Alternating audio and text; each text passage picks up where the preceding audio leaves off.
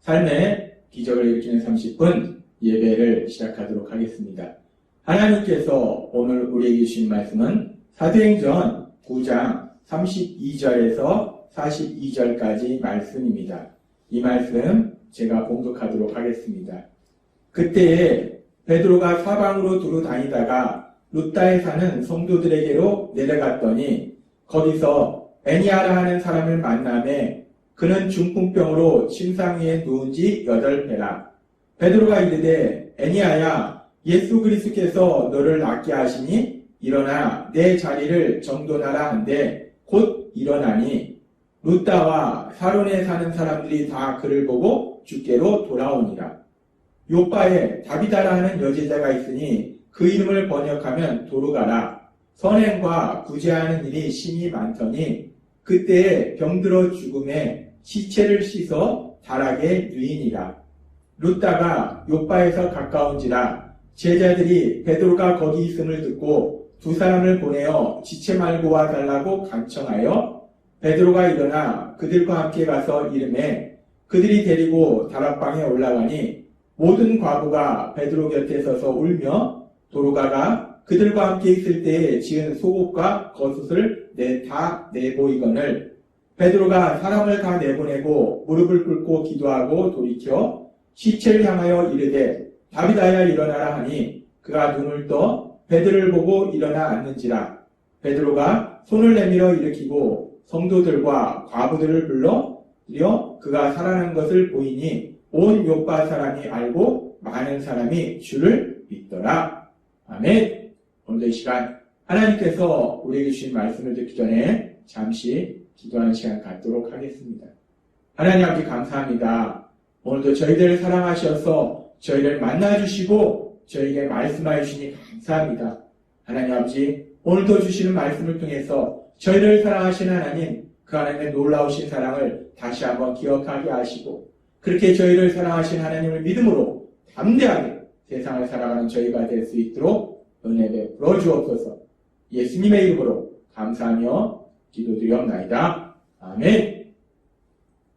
하나님께서는 어제 우리에게 사도행전 9장 32절에서 42절의 말씀을 통해서 베드로 사도가 예수님의 이름으로 구함을 통해서 중풍병자를 치료하고 더 나아가서 죽은 사람을 다시 살리는 놀라운 기적, 그 하나님이 행하시는 기적을 체험하는 것을 말씀해 주셨어요. 그러면서 어제 말씀을 통해서 예수님을 믿는 우리들이 언제 하나님께서 행하시는 기적을 체험하는가에 대해서 말씀해 주실 때 하나님의 말씀이 있고 그 말씀에 대한 믿음 그리고 믿음의 순종이 있을 때 하나님께서 행하시는 기적을 체험한다 라고 말씀해 주셨습니다. 그렇게 어제는 이 사도행전 9장의 말씀을 통해서 우리가 언제 기적을 체험하는가 하는 부분을 말씀해 주셨고 오늘은 계속해서 같은 말씀을 통해서 하나님께서 그렇게 우리 삶 속에 예수님을 믿는 우리의 삶 속에 기적을 행하시는데 그런데 그렇게 하나님께서 기적을 행하시는 목적이 무엇인가? 하나님께서 왜 우리 삶 속에서 기적을 행하시는가? 그 부분에 대해서 하나님께서 오늘 우리에게 말씀하십니다. 사도행전 9장 33절과 4절과 35절은 이렇게 말씀합니다. 베드로가 이르되 애니아야 예수 그리스도께서 너를 낫게 하시니 일어나 내 자리를 정돈하라 한데 곧 일어나니 라고 말씀합니다. 베드로 사도가 하나님의 말씀을 믿고 믿음으로 순종해서 예수님의 이름으로 담대하게 선포하니까 8년 동안이나 중풍병으로 앓아누웠던 사람이 치료되는 그런 놀라운 기적이 일어납니다. 그렇게 베드로를 통해서 하나님께서 놀라운 기적을 행하시는데 그 기적이 일어난 이후에 단순히 그래서 이 애니아가 이제 건강하게 행복하게 살았더라 라고 하나님의 말씀이 끝나는 것이 아니라 그 다음에 이런 기적이 일어남으로 인해서 일어나는 아주 중요한 역사에 대해서 말씀하실 때 사도행전 9장 35절은 이렇게 말씀한다는 거예요. 룻다와 사론에 사는 사람들이 다 그를 보고 주께로 돌아오니라 라고 말씀합니다. 단순히 기적이 일어나서 애니아라는 사람이 8년 동안이나 중풍병으로 앓다가 이제 치료돼서 건강하게 행복하게 사는 걸로 끝난 것이 아니라, 물론 애니아라는 사람이 그렇게 치료됨으로 인해서 이제 남아있는 인생을 정말 하나님께 감사하며 찬양하며 행복하게 살았을 거예요.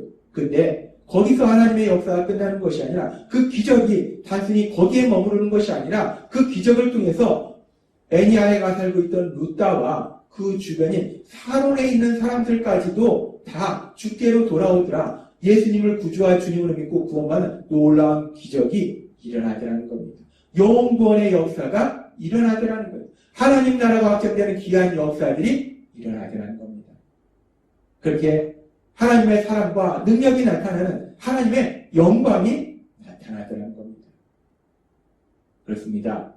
하나님께서 지금 애니아를 치료해 주시는 그 기적을 행하신 목적이 무엇인가?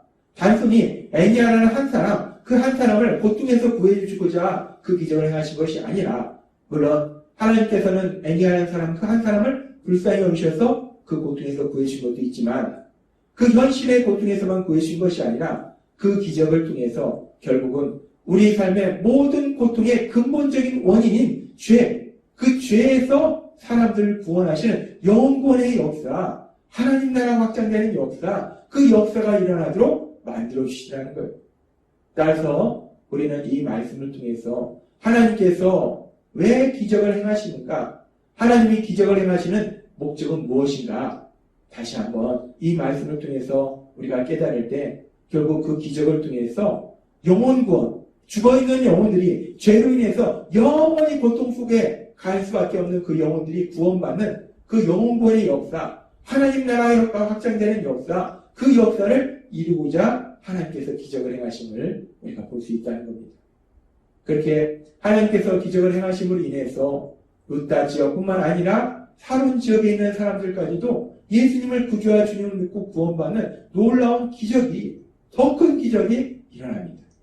그리고 그렇게 베드로 사도가 루다에서 중풍병으로 8년 동안 고통받고 있는 애니아를 치료하는 놀라운 기적을 행하고, 이제 계속되는 말씀에서 보면 우리가 알다시피 이제 요파 지역으로 가서 이번에는 죽은 다비다, 그 죽은 다비다를 살리는 기적을 행합니다.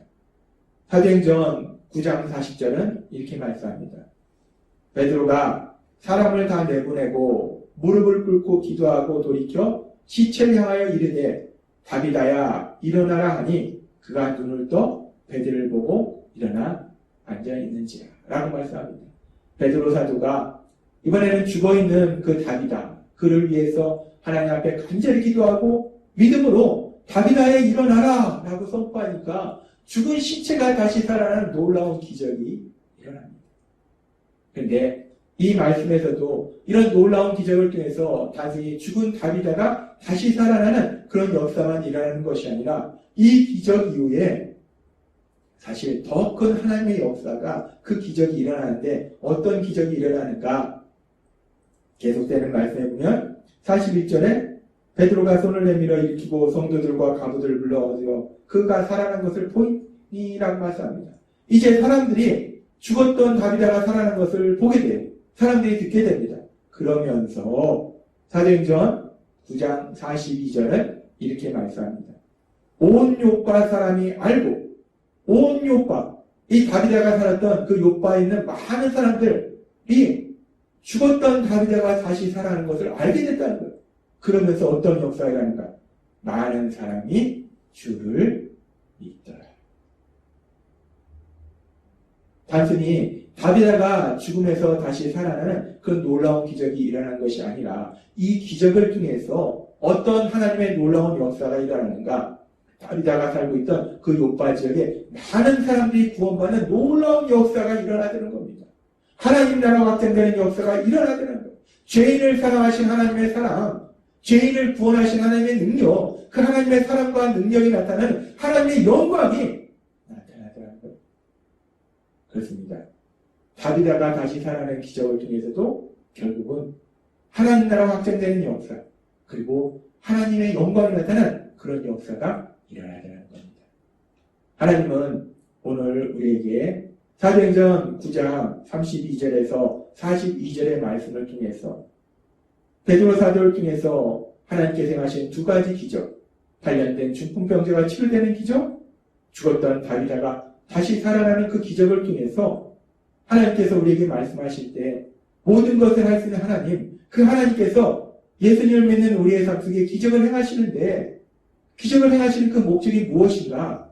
그 부분에 대해서 우리에게 다시 한번 말씀하실 때 하나님께서 그 모든 기적을 행하시는 가장 중요한 목적은 결국은 죄로 인해서 영원히 멸망받을, 영원히 고통 속에서 살 수밖에 없는 우리들을 죄에서 구원해 주시는 영원권의 역사, 하나님 나라 확증되는 역사, 그래서 그 모든 것을 통해서 하나님의 영광이 나타나는 그 역사, 그 하나님의 영광을 나타내시기 위해서 결국 기적을 행하신다라고 말씀하신다는 거예요. 기적을 통해서 물론 누군가의 삶 속에 현실의 고통에서 구해주시는 그런 놀라운 역사도 일어납니다. 그리고 기적을 통해서 기적을 행하는 믿음의 사람, 그 믿음의 사람의 귀한 믿음이 또 나타나게 돼요. 근데 단순히 기적을 통해서 누군가의 삶의 현실의 고통에서 구해주시는 차원이 아니라 믿음의 사람의 그 믿음이 얼마나 굳건한지를 보여주시는 차원이 아니라 그 기적을 통해서 가장 중요한 것은 영권의 역사가 일어난다는 겁니다. 기적을 통해서 하나님의 영광이 나타난다는 겁니다. 그래서 우리가 복음서에 보면은 하나님 예수님께서 3년의 공생의 기간 동안 많은 기적을 행하십니다. 많은 병자를 치유하시고 귀신도 내쫓으시고 초자연적인 기적도 행하시고, 근데 예수님께서 기적을 행하신 가장 중요한 목적이 무엇인가? 그것은 예수님은 기적을 행하실 수 있는 하나님이심을 사람들한테 보여준 거예요. 그러므로 해서 그 예수님을 믿도록 하신 겁니다. 예수님을 믿음으로 그들이 구원받도록 하시기 위해서 하나님 예수님께서 3년의 공생의 기간 동안 그 많은 기적을 행하셨다는 거예요. 예수님도 기적을 통해서 결국은 사람들이 구원받도록 하시기 위해서 기적을 행하신 겁니다. 그리고 그 예수님께서는 요한복음 14장 13절에서 이렇게 말씀하십니다.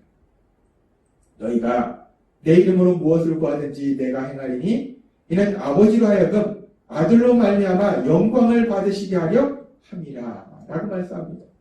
너희가 내 이름으로 무엇이든지 구하면 내가 행하리라, 내가 기적을 행하리라. 그래서 하나님의 영광이 나타나도록 하리라 라고 말씀하신다는 거예요.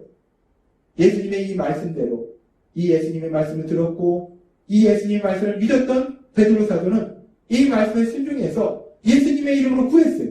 그래서 8년 동안이나 중풍병으로 앓아누워있던 애니아를 깨끗하게 치료하는 기적을 체험했고 또 죽었던 다비다를 다시 살리는 기적을 체험했습니다. 그리고 그 기적을 통해서 요한복음 14장 13절의 말씀처럼 결국은 하나님의 크신 영광, 그 영광이 나타나다는 것입니다. 그렇습니다. 우리 하나님은 기적을 행하실 수 있는 하나님이신데 그 기적을 행하시는 최종 목적이 무엇인가? 결국 그 기적을 통해서 죽어가는 영혼들이 살아나는 영원의 역사, 하나님 나라 확장되는 역사, 하나님의 영광, 그 영광을 나타내도록 하신다는 거예요. 하나님께서 오늘도 우리에게 주신 말씀처럼 우리가 하나님의 말씀을 듣고 그 말씀을 믿음으로 인해서 우리가 예수님의 이름으로 구함으로 인해서 하나님의 하신 놀라운 역사, 그 기적을 체험하시는 여러분이 되시기를 바랍니다. 또한 그렇게 우리의 믿음을 통해서 하나님이 기적을 행하실 때 그 기적을 통해서 지금 베드로 사도를 통해서 일어나는 기적의 그 결과처럼 많은 영혼들이 구원받는 하나님 나라가 확장되는 하나님의 영광이 나타나는 신나는 삶을 사시는 여러분이 되시길 주님의 이름으로 축원합니다. 기도하겠습니다. 하나님 아버지 감사합니다. 오늘도 주신 말씀처럼 전능하신 하나님, 예수님을 믿는 저희의 삶 속에 기적을 행하시는 목적이 결국은 죽어가는 영혼들을 살리시는 영원의 역사, 하나님 나라와 확장되는 역사, 그래서 하나님의 영광을 나타내고자 하시는 하나님의 그 목적이 있음을 다시 한번 말씀해 주시니 감사합니다. 주신 말씀처럼 우리가 믿음으로 예수님의 이름으로 구함으로 인해서 하나님의 하신 기적을 체험하고 그 기적을 통해서 하나님의 크신 영광을 이 땅 가운데 나타내는 저희 모두가 될 수 있도록 은혜 베풀어 주옵소서. 예수님의 이름으로 감사하며 기도드리옵나이다. 아멘. 이 시간도 하나님께서 우리 주신 말씀을 묵상하면서 조용히 기도하는 시간 갖도록 하겠습니다.